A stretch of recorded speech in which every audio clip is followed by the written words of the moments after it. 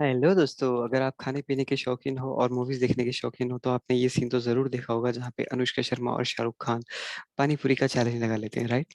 तो ये पानी पूरी जब भी हम देखते हैं हमारे मुंह में पानी आ जाता है। अभी मेरा मन कर रहा है कि मैं यहाँ से जाऊं और जल्दी से जल्दी पानी पूरी खा के आऊं। जैसे कि हमारे मन करता है तभी हम जाते हैं पानी पूरी के स्टॉल पे और कई बार हम पानी पूरी खा लेते हैं, राइट। लेकिन ये पानी पूरी काफी लजीज तो होती है, हमारे मुंह को काफी चटपटी लगती है, लेकिन कुछ केसेस में ये बहुत ही खतरनाक साबित भी हो सकती है, जैसे कि कुछ स्वास्थ्य समस्याएं करती हैं। पिछले हफ्ते की एक न्यूज आई थी मंडला से, जो कि एमपी में है। न्यूज ये थी कि लगभग 100 बच्चों को गोलगप्पे खाने की वजह से उल्टी और दस्त होने लगे। तो जब इसकी छानबीन की गई तो ये पता चला कि इसके पीछे जो वो मशहूर ठेले वाले के पास इन लोगों ने गोलगप्पा खाया था, और जिसकी वजह से इनको वोमिटिंग या उल्टियां होने लगी, इनको दस्त लगा और इनके पेट में काफी सारा दर्द होने लगा। हेलो दोस्तों, नमस्कार। अगर आपने मेरा नाम मोहम्मद फुरखान है और हम एक यूट्यूब चैनल चलाते हैं जहाँ पे हम काफ़ी सारे डिसीज़ के बारे में आपको जागरूक करते हैं। अगर आपने हमारे चैनल को अभी तक सब्सक्राइब नहीं किया है तो हमारे चैनल को सब्सक्राइब कीजिए, लाइक कीजिए, बेल आइकन को दबाइए, ताकि इस तरह के ज़्यादा से ज़्यादा इन्फॉर्मेटिव वीडियोज़ आप तक पहुँच सके और आप अपने होने वाली बीमारियों से बच सको। तो आज का हमारा जो टॉपिक है वो है फूड पॉइजनिंग के बारे में, जिसमें हम बात करेंगे कि फूड पॉइजनिंग होती क्या है, इसके सिम्पटम्स क्या होते हैं, ये किस वजह से होता है और इसका ट्रीटमेंट लेने के हमें क्या करना चाहिए उस और इससे हम कैसे प्रिवेंट करते हैं।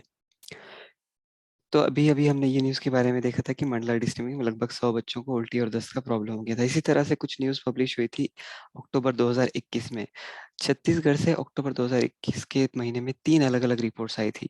एक रिपोर्ट आई थी 6 अक्टूबर को, एक रिपोर्ट आई थी 17 अक्टूबर को और एक रिपोर्ट आई थी 20 अक्टूबर को। तो ये 3 अलग-अलग रिपोर्ट्स है, लेकिन सभी में एक चीज़ कॉमन थी। जैसे कि जो फर्स्ट रिपोर्ट थी 6 अक्टूबर की, उसमें एक अंतिम संस्कार का खाना खा के जो लोग अपने-अपने घर को गए थे, उनमें से 100 लोगों को ये फूड पॉइज़निंग हो गया था।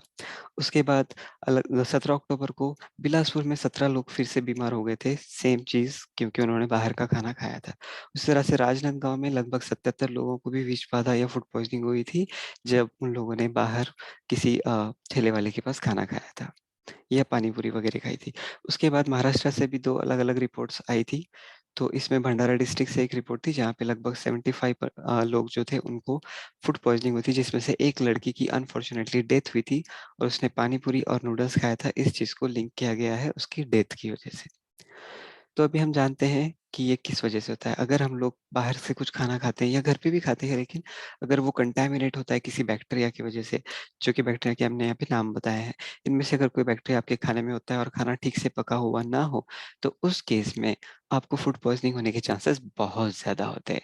कौन-कौन से बैक्टीरिया होते हैं, आइए उनके बारे में जानते हैं। तो E coli, listeria, salmonella, campylobacter, clostridium, staphylococcus, shigella, vibrio, ये एक बैक्टीरिया के नाम है। अगर ये बैक्टीरिया किसी तरह से आपके खाने तक पहुँच जाते हैं और हम उनको अगर ठीक से नहीं पकाएँ या किसी वजह से हम उसको आधा पकाते ही खाते हैं या किसी वजह से खाना पकाने के बाद उसके अंदर कंटामिनेशन होता है, तो हमें फूड पॉइज़निंग होने के बहुत ज़्यादा चांसेस हैं।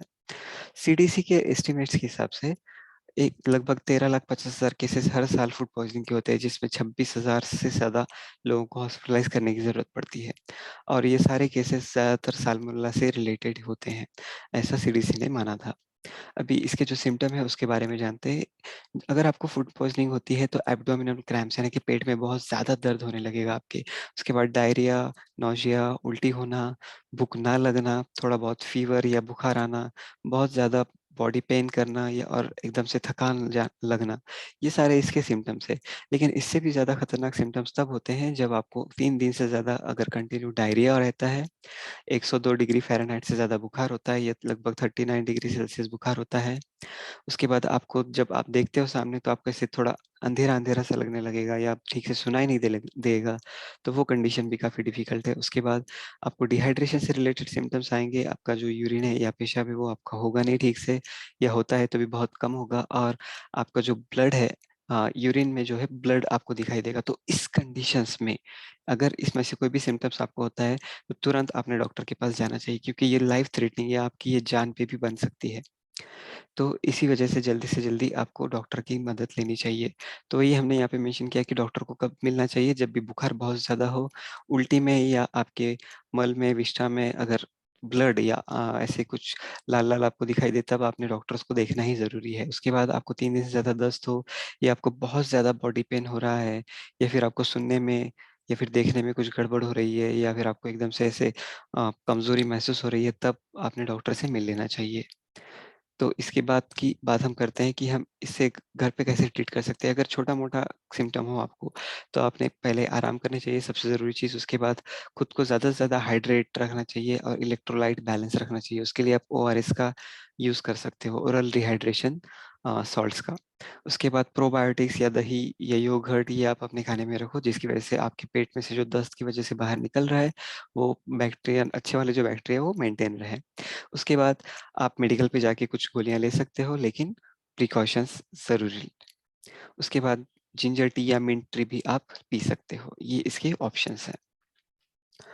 तो प्रिवेंशन कैसे किया जाए? तो प्रिवेंशन करना ही सबसे ज़रूरी चीज़ है। तो प्रिवेंशन करने के लिए आपको क्या करना है, जब भी आप खाने के लिए पानी पूरी खाने के लिए जाओगे, तो इतनी चीज़ का ध्यान रखो कि वो पानी पूरी वाली जो भी बना रहा है, वो ठीक से बना रहा है, वो अच्छी जगह हो, साफ-सुथरा कंडीशन मेंटेन करता हो, तब आप उसका यूज़ या उसका इस्तेमाल करना ठीक रहेगा।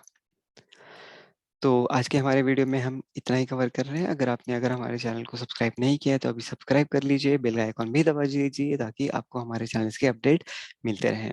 और लाइक करना ना भूलें, शेयर करना ना भूलें ताकि इन्फॉर्मेशन ज़्यादा से ज़्यादा लोगों तक पहुँच सके और उनका भी थोड़ा बहुत भला हो जाए। तो शुक्रिया दोस्तों हमारे चैनल को देखने के लिए। Have a nice day.